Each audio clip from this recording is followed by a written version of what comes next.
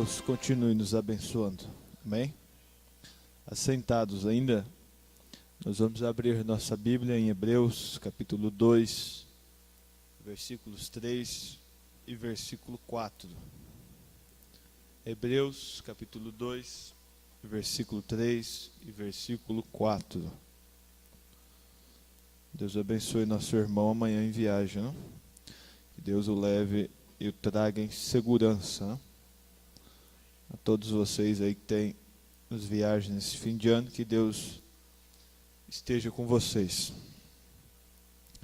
Nós vamos nos colocar de pé. Ontem nós tivemos ali na casa da irmã Josefa, seria, mais um culto, mas a chuva foi forte demais, não teve como.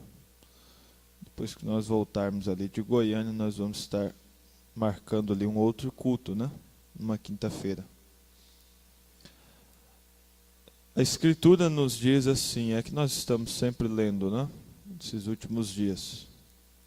Como escaparemos nós se não atentarmos para uma tão grande salvação, a qual, começando a ser anunciada pelo Senhor, foi-nos depois confirmada pelos que a ouviram, testificando também Deus com eles, por sinais e maravilhas e várias maravilhas, por sinais, milagres e várias maravilhas, e dons do Espírito Santo, distribuídos por sua vontade. Amém? Vou ler o 4 de novo. Testificando também Deus com eles, por sinais e milagres, e várias maravilhas, e dons do Espírito Santo, distribuídos por sua vontade. Feche seus olhos um instante. Senhor Jesus, nós não podemos começar, Senhor, nada sem primeiro pedir uma bênção do Senhor. Sem primeiro pedir uma direção, ó Pai. Se nós estamos aqui nesta noite, eu não sei o que o Senhor teve que fazer para nos trazer até aqui. De quantas coisas o Senhor teve que nos livrar. De quantas coisas o Senhor teve que nos dar força para nos desapegarmos e estar na Tua presença. Mas nós sabemos que vamos sair daqui abençoados, ó Pai. Isso é a certeza que temos. Que não voltaremos para os nossos lares vazios.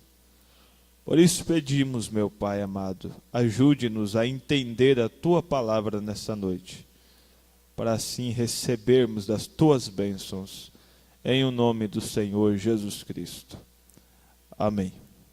Sentar-vos, irmãos. Graças a Deus.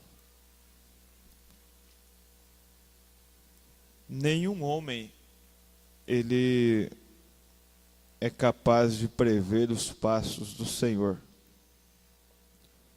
Nenhum homem é capaz de estabelecer a maneira como Deus vai trabalhar. E dizer, não, Deus vai fazer assim, desta maneira. O Deus vai fazer assim, desta forma. Ele sempre vem conforme a nossa necessidade. Se você estabelecer um padrão para Deus, logo você vai ver que você vai se encontrar em dúvidas com Ele. Se você pegar o caso de Davi, aonde nós lemos aqui alguns dias atrás, se me falha a memória, em 2 Samuel,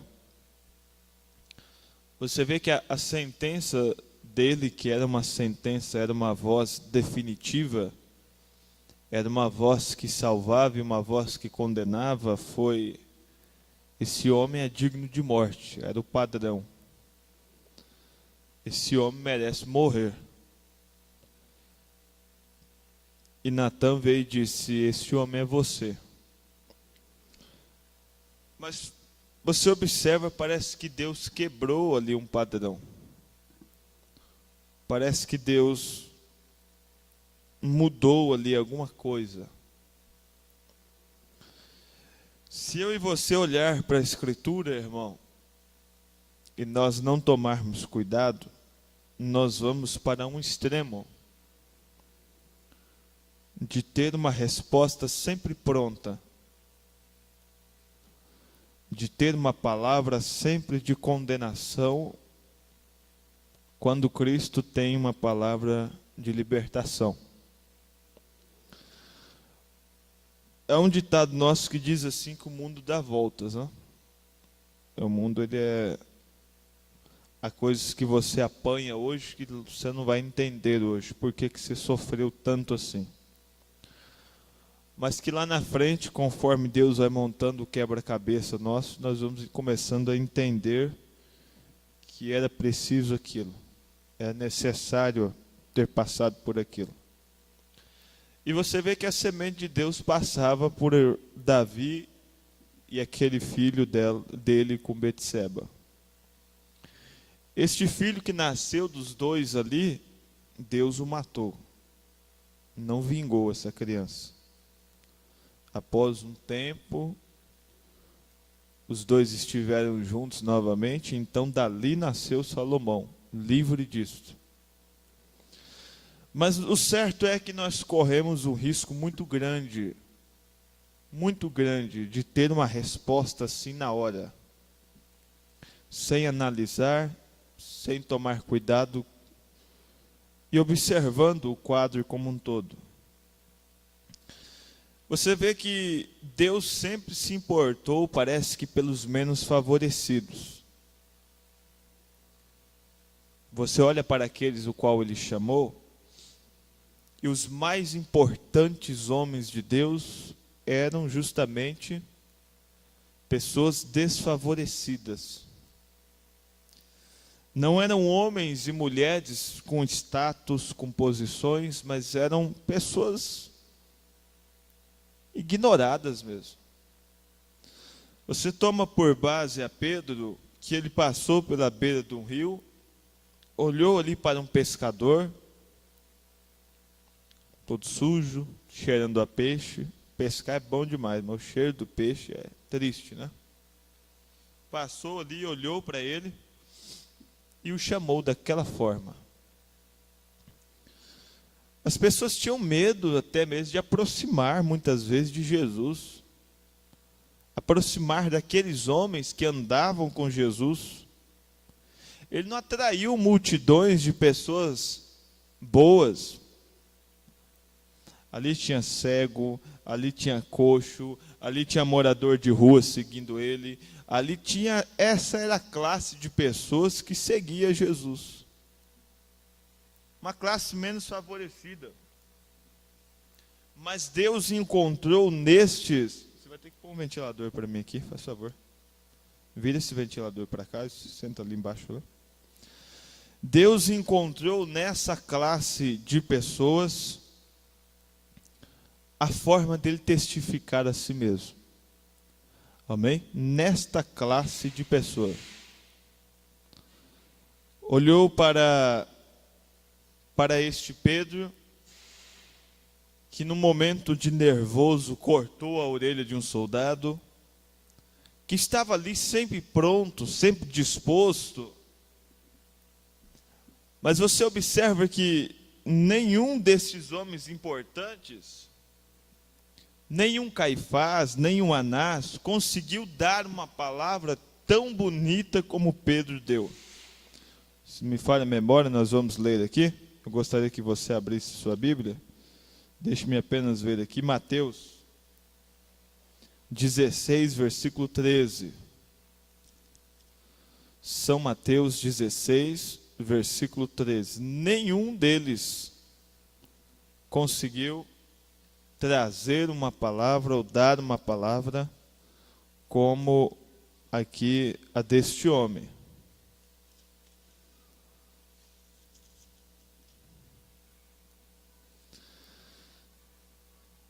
E chegando Jesus às partes de Cesareia de Filipe, interrogou os seus discípulos, dizendo: quem dizem os homens ser o Filho do Homem?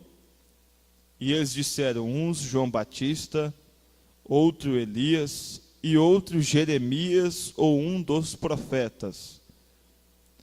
E disse-lhes ele: e vós, quem dizei que eu sou? E Simão Pedro respondendo disse: Tu és o Cristo, filho do Deus vivo. Amém? Tu és o Cristo.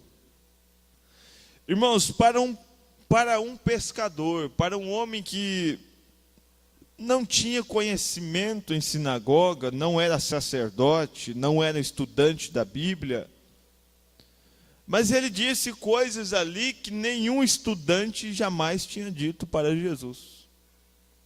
E vós, quem dizeis que eu sou? Eu sei o que eles me chamam aí fora. Eu quero saber de vocês agora. O que vocês têm visto? Eu quero ver o que vocês estão aprendendo, o que vocês estão vendo aqui, me observando, em outras palavras. Pedro tinha certeza, convicção, disse: não, tu és o Cristo, filho do Deus vivo. Eu sei disso, eu tenho visto isso no Senhor. Então é onde nós costumamos dizer, nós nos enganamos. Você olha para as pessoas e o nosso olhar comum, natural, humano, ele está sempre assim pensando na grandeza, sempre pensando nas vestes, na posição, nos carros, na casa. Nós não temos esta habilidade, esta capacidade que Deus tem de olhar lá dentro do coração nosso. Amém? Deus sabia. Por mais esquisitos que aqueles homens pudessem parecer, mas Deus sabia que eram eles os escolhidos. Eles tinham dentro deles o chamado. Passou por muita gente importante por aqui, mas ele sabia que era você que queria conhecê-lo. E se ele estivesse aqui hoje e perguntasse: e vós, quem dizei que eu sou? Você diria como Pedro disse: tu és o Cristo, filho do Deus vivo. Amém? Você diria as mesmas palavras, porque você reconheceu a Cristo hoje também. O irmão Branham disse: se você conseguiu ver a Jesus Cristo mesmo, ontem, hoje, eternamente, operando hoje, você creria nele lá atrás também. Você o aceitaria lá também, se você o tem aceitado aqui hoje. Você aceitou ele? Tem crido nele? Você teria crido lá atrás também. Estaria com ele naquela multidão também. Então nós não podemos estabelecer um padrão de pessoas para Deus. Ele vai chamar quem ele achar merecedor. Ele vai chamar as pessoas certas. Eu quero que você, se você puder abrir sua Bíblia, em São João 4, versículos 16. São João, capítulo 4, e versículo 16. Graças a Deus. São João, capítulo 4, versículo 16 a seguir.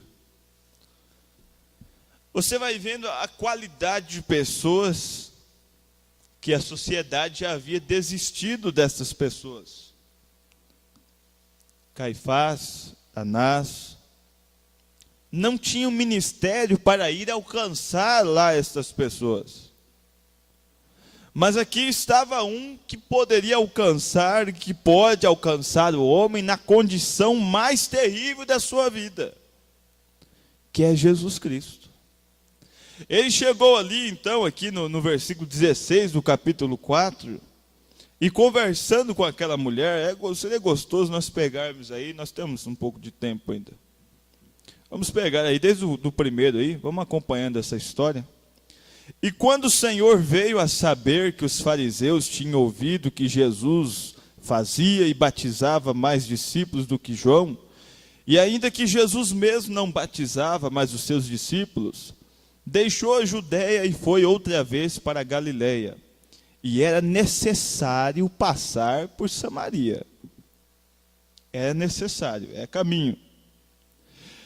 E foi, pois, a uma cidade de Samaria chamada Sicar, junto da herdade que Jacó tinha dado a seu filho José. E estava ali a fonte de Jacó. E Jesus, pois cansado do caminho, assentou-se assim junto da fonte, e era isto quase a hora sexta. E veio uma mulher de Samaria tirar água. E disse-lhe Jesus: dá-me de beber. Uma mulher nesse estado que esta mulher estava, ela não tinha condições de sair, não é essa bagunça que vemos hoje, ela tinha o seu horário de ir lá recolher a água. Ela tinha o seu momento certo para ir lá recolher a água. Ela não podia sair junto com as mulheres de família. Era um escândalo para eles. É considerado praticamente como um leproso. Era separado da sociedade. Não havia sacerdote, não havia ministério que alcançasse a elas. Mas ali estava Jesus, parece que sem saber de nada. Parece que perdido na situação. Mas o único que conhecia tudo ali era ele. Parece que se fazendo, né, de inocente, de desligado, mas era o único que sabia de tudo, era ele. Nós desesperamos, não canso de dizer isso, nós nos desesperamos à toa, irmão. Se há alguém que conhece, é ele. Nunca nos deixou sozinhos, nós que desesperamos, nós não vamos entender nunca a maneira dele. Mas o irmão Branham disse, se você crer, você vai ver Deus fazer as coisas. Creia, não duvide. Oh, dá-me de beber, porque os seus discípulos tinham ido à cidade comprar comida. E disse-lhe, pois, a mulher samaritana, como sendo tu judeu, me pedes de beber a mim, que sou mulher samaritana? Porque os judeus não se comunicam com os samaritanos. Parece que Jesus não sabia disso, né? Parece que ele não sabia. Ah, mas Deus aqui comigo, um judeu aqui conversando comigo? Jesus respondeu e disse, se tu conheceras o dom de Deus e quem é o que te diz, dá-me de beber, tu lhe pedirias e ele te daria água viva. Ele já começou assim, dando essa indireta. E disse-lhe a mulher, Senhor, tu não tens com que tirar, e o poço é fundo, onde, pois, tem a água viva? És tu maior do que Jacó, o nosso pai, que nos deu o poço, bebendo ele próprio dele, e os seus filhos e o seu gado? E Jesus respondeu e disse, qualquer que beber desta água, tornará a ter sede. Mas aquele que beber da água que eu lhe der, nunca terá sede. Nunca se sentirá faltando alguma coisa. Ô irmão, se passar sede é triste demais, hein? Passar sede é um negócio triste demais. O seu corpo fica te dando sinais de que está faltando alguma coisa. Sua boca seca.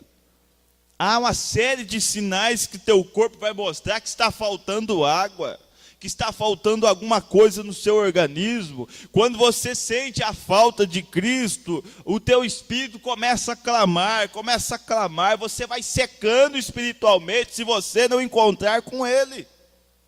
Ele é o único que sacia toda esta angústia da nossa alma. Todo o clamor que há dentro de você, isso vai saindo conforme Cristo vai entrando. Essa busca desesperada por milagres, por coisas novas, isto vai saindo quando Cristo vai entrando. Cristo sacia, toma conta disso. Olha, aquele que beber da água que eu lhe der, nunca terá sede, porque a água que eu lhe der se fará nele uma fonte de água a jorrar para a vida eterna, não para.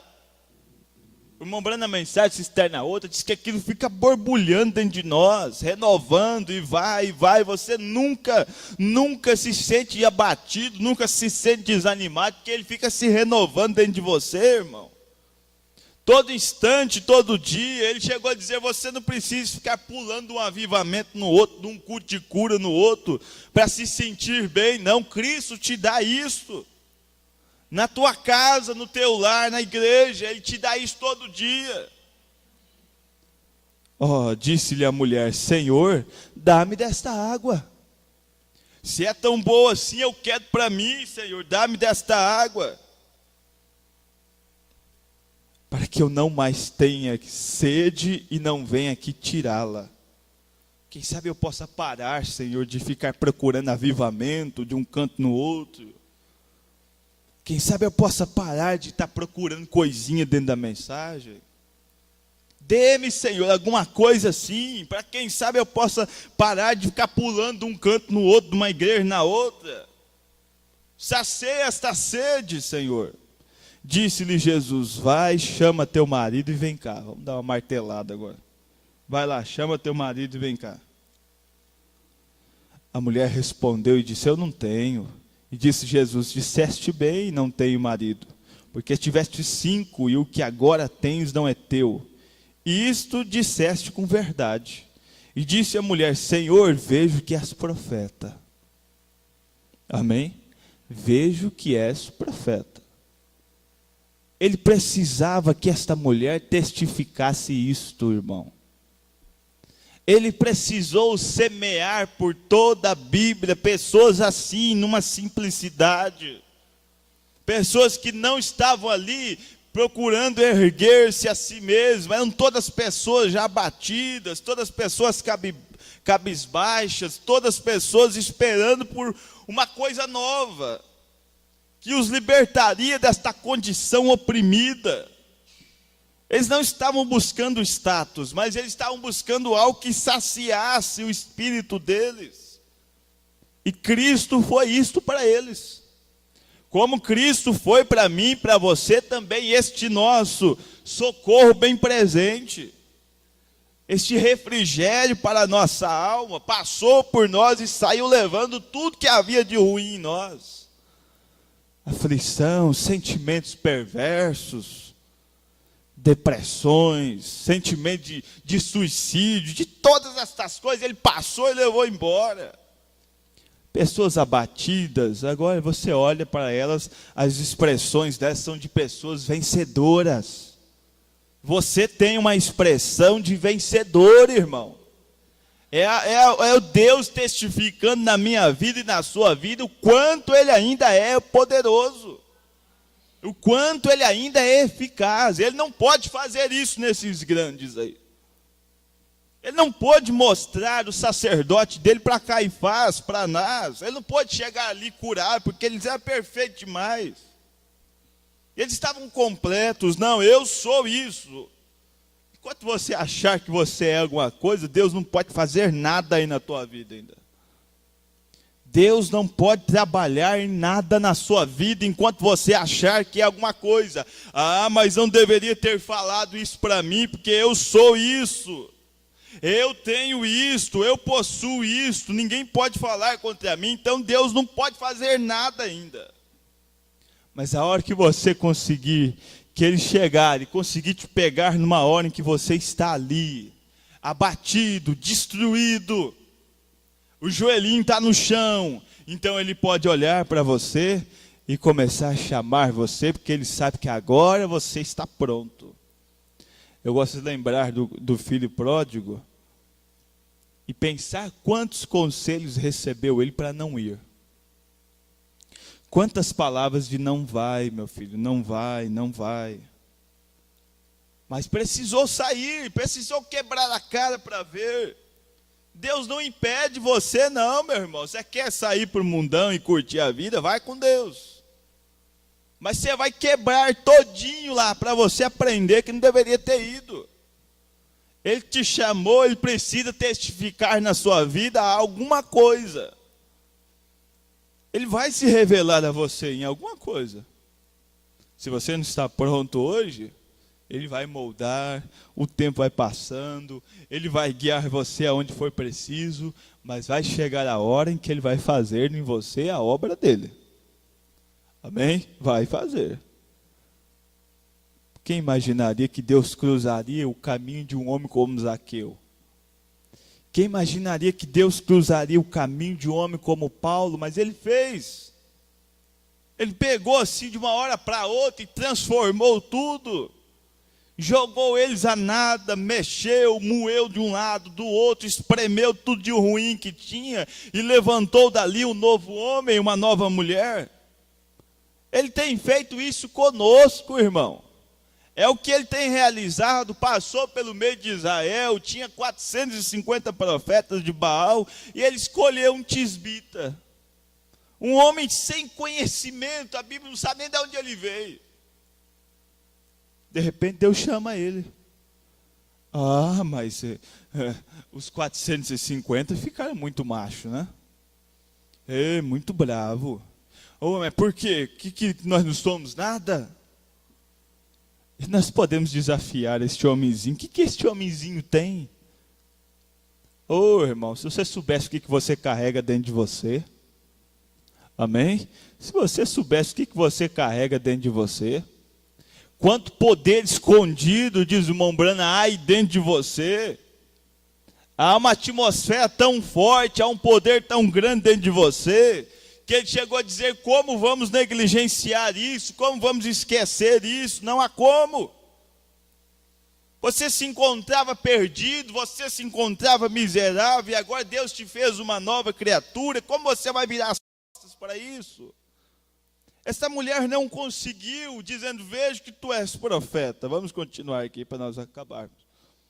Nossos pais adoraram neste monte, vós dizeis que é em Jerusalém o lugar que se deve adorar. E disse Jesus: mulher, crê-me que a hora vem, e em que nem neste monte, nem em Jerusalém adorareis o Pai. Vós adorais o que não sabeis, e nós adoramos o que sabemos, porque a salvação vem dos judeus. Mas a hora vem, e agora é, em que os verdadeiros adoradores adorarão o Pai em espírito e em verdade, porque o Pai procura tais que assim o adorem. E Deus é espírito, e importa que os que adorem o adorem em espírito e em verdade.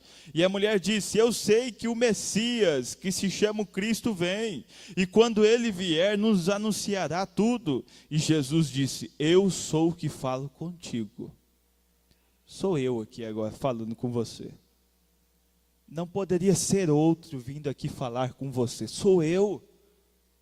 Caifás não viria aqui por você, não. Anás não viria aqui por você, não. Eu vim por você. Eu pude chegar aqui e transportar esta barreira de diferenças. Um judeu dentro de um território samaritano é difícil. Eita, não era assim. É a mesma coisa de você pegar na época da escravidão e pôr um negro andando dentro de uma comunidade branca, ou um branco andando dentro de uma comunidade negra. Você viu o que está acontecendo lá nos Estados Unidos com a morte daquele cidadão lá? O homem de cor foi morto, o país inteiro está se rebelando contra a polícia por causa daquela morte. Pensa num ambiente como aquele. Não havia amizades, não havia muita coisa assim, não. Era sempre um clima meio esquentado entre eles. Mas disse: não, aqui está quem fala contigo. Eu vim, eu rompi tudo isso, cheguei aqui aonde você está, porque eu vi que você precisava e eu estou aqui. Deus passa as barreiras, olha, independente, ninguém imaginaria. Por mais bondoso que fosse o Messias, ninguém imaginaria que ele iria até uma mulher como esta. Mas ele foi. Olha, e nisto vieram seus discípulos, preste bem atenção, e maravilhavam-se de que estivesse falando com uma mulher. Não podia. Um homem não podia ser pego conversando com uma mulher que não fosse sua esposa, ainda mais naquela condição, ainda mais naquela hora, ainda mais naquele posto, naquele lugar. Veja, você não tem como estabelecer para Deus um padrão, irmão. Quando a coisa é dirigida, Deus quebra o que tiver que quebrar para ir até a pessoa em necessidade. Mas numa direção. Não vai pensar que agora, então eu vou sair daqui, vou sair caçando aí. Você vai achar que você não perdeu. Estou dizendo aqui como que Cristo sabe quem precisa e quem não precisa. Os olhos daqueles discípulos poderiam ainda estar incrédulos. Uma mulher dessa, o que é isso? Parar para conversar com uma mulher dessa? O que essa mulher tem? Não tem nada. A condição miserável dessa? Olhe, nisto vieram seus discípulos e maravilharam-se de que estivesse falando com uma mulher. Todavia nenhum deles disse: Que perguntas, ou por que falas com ela? E deixou, pois, a mulher o seu cântaro, e foi à cidade, e disse àqueles homens: vinde ver de um homem que me disse tudo quanto tenho feito. Amém? Vinde ver de um homem que me disse tudo quanto tenho feito. Porventura não é este o Cristo? Ei, porventura não é esse o Cristo? E saíram da cidade e foram ter com ele. Irmão, o povo sabia que aquela mulher estava... nunca viram aquela mulher falando nada de evangelho, nada de cristianismo, nada disso. Então eles perceberam, alguma coisa aconteceu aí. Você consegue entender como é que Deus faz as coisas?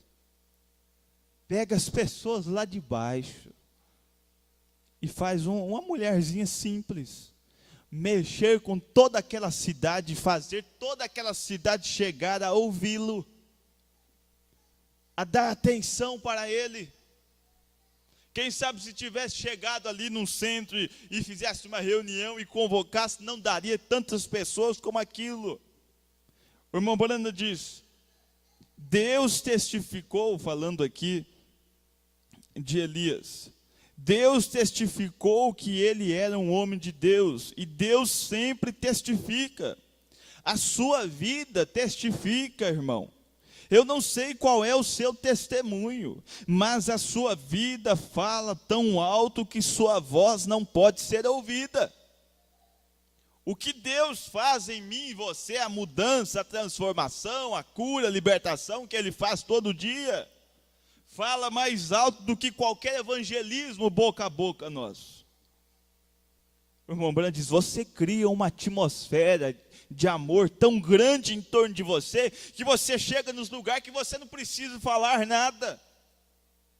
As pessoas mesmo vêm até você não precisa chegar: ei, eu quero conversar com vocês aqui, ó, e eu quero falar. Não, as pessoas começam a vir atraídas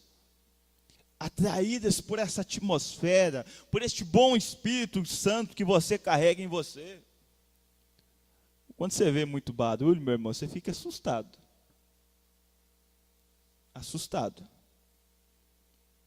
Espera aí, há um ditado que diz assim, que carreta vazia é que faz barulho. Bate tudo. Quando está cheio mesmo, ele não faz barulho não. Não faz não, é um andar mais silencioso. Está cheio, está satisfeito. Não é assim, não vai parar de andar, né? Ela continua andando, embala mais ainda até. Mas ela é em silêncio. Você vê barulho demais, você fica esperto. Passamos, nós falamos aqui esses dias, passamos em frente a certos lugares, que você não sabe se é um culto, se é uma casa de forró. Não sabe se é um bailão de terceira idade, o que for aí. É descontrolado. É uma barulheira buscando Deus, parece que Deus é surdo. Parece que Ele não ouve. A oração melhor que você faz, meu irmão, é no teu quarto, quietinho, você e Deus. Você e Ele ali, quietinho. Não é que você aqui na igreja não possa orar alto, não possa testificar, não. Você pode e você deve fazer isso. Mas na tua casa, aquela oração silenciosa sua, irmão, aqui dali tem um valor muito grande para Deus. A hora que você desliga, que teus filhos for dormir, você chegar ali, você sozinho, falar com Ele. Ele diz: Deus vai sempre testificar. Olha, você vai falar tão alto, a sua vida fala tão alto que a sua voz não pode ser ouvida. A sua vida cotidiana testificará o que você é. É a forma como nós nos comunicamos, como andamos, o que fazemos, aonde vamos, vai mostrar o que você é. Deus testificará, sim. O Espírito Santo, ele é um selo. O selo toma os dois lados do papel. Ele te vê aqui de pé, ele te vê quando você vai embora, não somente na igreja, mas no trabalho todo dia. Você está selado dos dois lados, por dentro e por fora, irmão. Pela alegria que você tem, pela vida que você vive, você é selado por dentro e por fora. Mas você sabe que está salvo. E o mundo sabe que você está salvo através da vida que você vive. Pois Deus testemunha aí na sua vida. Amém? Deus fala. Através de mim e de você. Porta-recado de Deus. É você, sou eu, somos nós. Ele diz, irmão, quando o mundo sabe que você esteve com Jesus, preste bem atenção. Quando o mundo sabe que você esteve com Jesus, quando você pode viver uma vida tão limpa, neste mundo presente e nessas trevas, que o mundo sabe e pode ver que você esteve com Jesus. Quando uma rude e vulgar prostituta de rua se torna uma senhora lavada no sangue do Cordeiro, Deus está testificando que ele vive. Amém? Ele diz, pegue um bêbado que está tão derrubado, ele ataca sua esposa, ele espanca seus filhos, ele tira alimento da mesa para gastar com mulheres, deixa ele encontrar com Jesus uma vez. Você vai ver Deus testificando ali. Deus provando que ainda hoje ele liberta. Ele diz, você o verá voltando como legião, aquele maníaco de Gadara, que estava com a sua mente correta, vestido. Deus vai fazer isso, pega o bêbado caído, muda, modifica ele todo e faz ele ser um homem de novo, honrado, um cidadão decente. Pega uma mulher da mais baixa qualidade e faz ela ser uma mulher decente de novo. É nisso que ele está provando que ele está vivo. Nenhum de nós teria força para dar esta volta por cima como demos. Você está aqui por causa dele. Amém? Você consegue entender isso? Você saiu daquela sua vida miserável, está aqui nessa noite por causa dele. Foi ele que foi lá te buscar. Algum tempo atrás, ele diz, quando aqueles homens chegaram, naquele grande evento, naquele grande congresso, pastores das mais diversas igrejas, dos mais diversos sistemas, e aquele pastorzinho ali chegou e começou a contar o caso de uma senhora.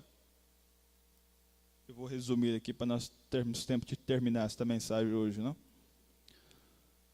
Ele começou a contar a história dessa senhora, uma mulher vulgar demais para os dias, né, para aqueles dias em que vivia. Ela chegou a um ponto de ser considerada tão imunda, que quando ela foi pega para ser morta, era para ser enforcada, mas ninguém queria pôr a mão nela, segurar e levar lá em cima, ninguém queria nem sequer tocar nela, de tão suja que ela era. Havia uma lei de limites ali que você poderia andar na época, para você ver como que nossa visão humana é limitada. Você poderia ter uma charrete com 3 cavalos. E ela saiu andando numa charrete com 4 cavalos. Aquilo era um crime. É uma mulher vulgar, é uma mulher toda ordinária, mexia com todo tipo de coisa além disto. E uma série de coisas. Então esse pregador começou a contar quão terrível, irmão. Ele diz, ele narrou de uma forma que aquela mulher parecia mesmo imunda mesmo. E ele chegou diante de todos aqueles homens religiosos ali e disse, o que a sua religião poderia fazer por esta senhora? Budista, maometanos, o que for. O que sua igreja poderia fazer por uma mulher como essa? Poderia, se tivesse Caifás ali, diria, Caifás, o que a sua sinagoga pode fazer pela mulher samaritana lá? Diga para mim. O que ela pode fazer? Ele disse que ficou aquele silêncio, todo mundo ficou quieto. Então ele começou a bater palmas e pular para cima e dizer, glória a Deus, porque o sangue de Jesus Cristo não somente limparia as mãos desta mulher, mas também o coração dela. Ali no último instante, Deus poderia fazer isto por ela. Você olha para o ladrão da cruz e você vê esse quadro lá. Ninguém poderia fazer mais nada ali por aquele homem. Mas a sorte dele é que na cruz do lado estava Jesus Cristo. Amém? A sorte dele. O destino, hein? Que destino era esse? Quantas vezes o pai dele, quem sabe, chorou na orelha dele, disse: ô meu filho, não vai por este caminho não. Ei meu filho, saia dessa vida, não vá por este caminho não, isso vai te levar para a morte. Mas era o caminho que ele encontrar Deus lá no último segundo dele. No último instantezinho, ele conseguiu arrancar uma palavrinha: hoje mesmo estarás comigo no paraíso. Amém? Aquilo mudou toda a vida daquele homem. O irmão Branham diz: certamente, como escaparemos nós se negligenciarmos tal coisa como esta? Tal amor como este que Deus demonstrou para estes homens, demonstrou para mim e para você. Como vamos escapar disto? Se você negligenciar o comer, negligenciar é ignorar. Se você ignorar comer, você vai morrer. Você precisa se alimentar todo dia. Se você negligenciar virar numa esquina, aí não vou virar a esquina não, de repente a rua termina e ele diz: você vai parar no muro, você tem que virar, não tem como. Você não pode negligenciar aquilo, é uma rua sem fim, você tem que fazer um retorno. Você não pode esquecer de comer, você precisa. Ele diz: se você negligenciar os seus dentes, ignorar os dentinhos, achar que não precisa escovar, vai terminar aí, né? Você terá que arrancá-los todos. Ele diz: ó tabernáculo brando e visitantes, deixa-me lhes dizer algo agora. Se você negligenciar testificar da glória de Deus, preste bem atenção. Ó tabernáculo brando e visitantes, deixa-me lhes dizer algo agora. Se você negligenciar testificar da glória de Deus, se você negligenciar dar a Deus louvor e glória, em um destes dias você se encontrará frio, desanimado. O cheio não pode ser silencioso demais também não. De vez em quando você pode dizer amém, glória a Deus, não só no culto, nos dias. Você tem que sentir prazer, irmão, de Deus ter te chamado. Amém? Sentir feliz. Imagine que você ganhou um prêmio maior do que qualquer loteria do mundo poderia te pagar. Que alegria você sentiria. Um time qualquer desses aí ganha um título, eles param a cidade uma semana. Você ganhou o céu inteiro, irmão. Uma cidade de ouro te esperando, uma salvação, uma vida eterna.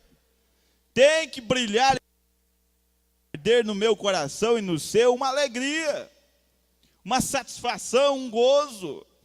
Ele disse: se você negligenciar, dar a Deus louvor e glória, um desses dias você se encontrará frio, você se encontrará formal e apóstata. Dê louvor a Deus, agradeça a Ele. Como escaparemos nós de uma salvação como essa? Como podemos escapar disso? Como podemos ignorar isto? Isso está ardendo dentro de mim e de você, irmão. Deus quer fazer na sua vida uma obra, Deus quer se tornar conhecido na sua vida, na minha vida. Como você pode ignorar isto? Aceita Ele como teu Salvador, amém? Deixa Ele começar a falar no seu coração, deixa Ele começar a habitar aí dentro, a fazer morada, você senti-lo. Isso é todo dia, meu irmão, é só dia de ceia, dia de semana de Santa Ceia, não, que a gente fica nesse cuidado. Isso tem que estender o mês inteiro, o ano inteiro. Você ganhou o melhor prêmio do mundo. Amém? Não joga isso fora, não ignora isso, não. Vamos colocar de pé. Aleluia. Feche seus olhos. Eu quero ler aqui o final da oração dele, e depois nós vamos orar. Mas fique você com os olhos fechados. Ó Cristo, quando eu leio ali como eles andaram errantes com peles de ovelhas e carneiros, vivendo em buracos na terra e em cavernas, Eles peregrinaram sobre vil perseguição e ainda obtiveram a fé sobre o ministério de anjos. Como escaparemos nós quando o Senhor Jesus nos tem dado ótimas casas, carros, roupas e alimento?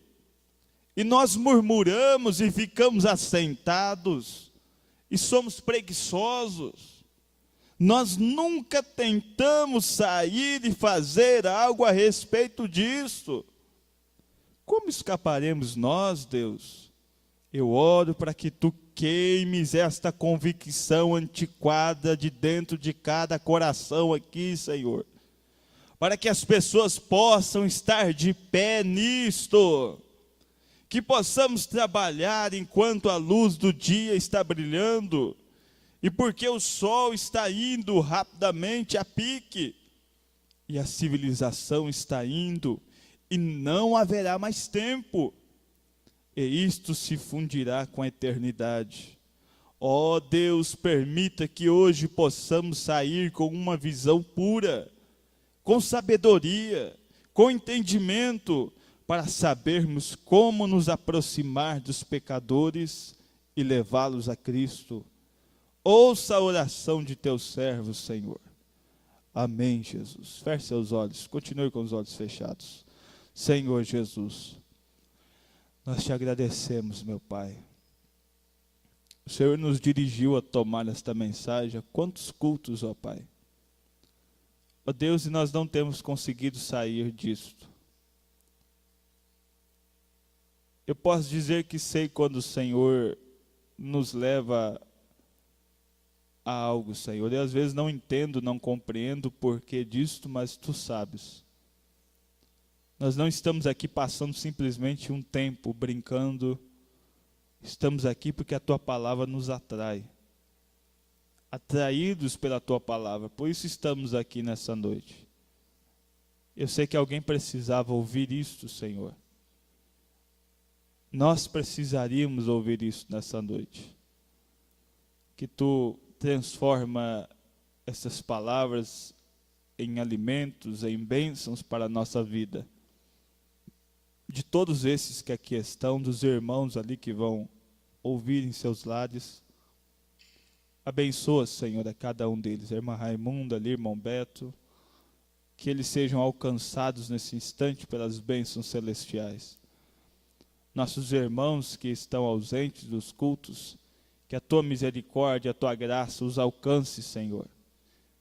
Faça eles despertar deste sono momentâneo, ó Pai. E ver que o sol está indo a pique cada dia. E daqui a pouco não haverá mais tempo, não haverá mais como clamar misericórdia. É hora de um acerto, é hora de colocar as coisas no lugar. É hora de edificarmos a nós mesmos. É hora de olhar para a Escritura e acertar e ajustar as últimas coisas.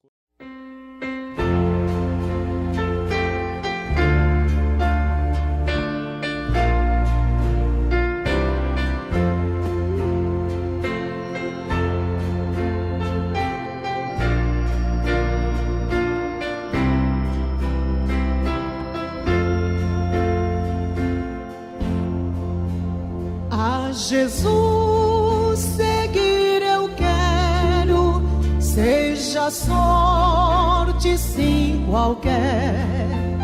Onde quer que vá meu mestre, seguirei sem mais temer. Ó Jesus, seguir-te quero, tu morreste foi por mim. Mesmo que te neguem todos, eu te sigo até o fim. Se o caminho for custoso, nele houver escuridão, por ali tu já passaste e me tomas pela mão. Ó Jesus, seguir-te quero, tu morreste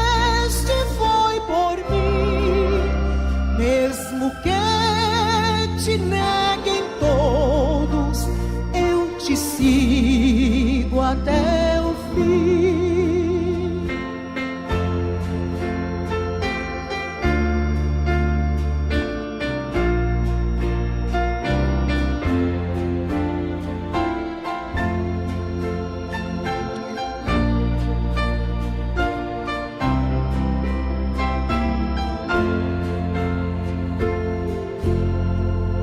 Se tu queres conduzir-me pela triste solidão, tu andaste no deserto e meus pés seguir-te-ão.